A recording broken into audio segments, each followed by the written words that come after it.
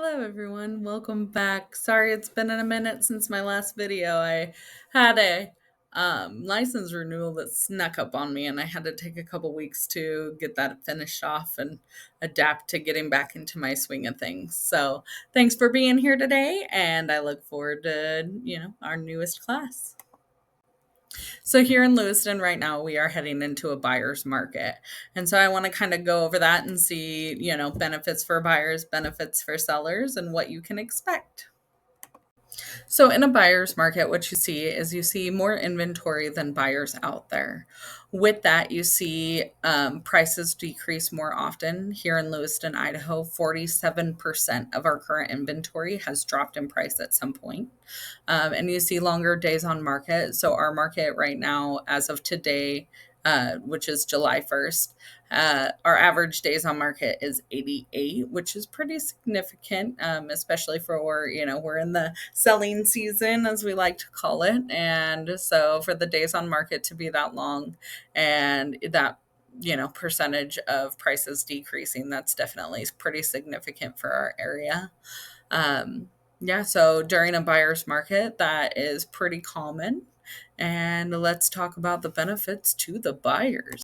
So, in a buyer's market, as the name indicates, it definitely is a benefit to the buyers. What happens is house sit longer. You have fewer buyers than houses listed, and so everybody's kind of fighting for those buyers, which is nice for them. You typically get lower prices. You get more negotiating power. Yeah, it's just really nice for the buyers themselves. During a buyer's market, there's definitely still some benefits to sellers. As long as you make your house marketable, it's going to still sell quickly. One of the most important things about selling in a buyer's market is making sure that you price your house right. A few years ago, it was like everything was crazy. Houses were selling before they got on the market. Things were just moving very, very quickly. In a buyer's market, that is not the case. So, ensuring that your house is going to be priced correctly is very important.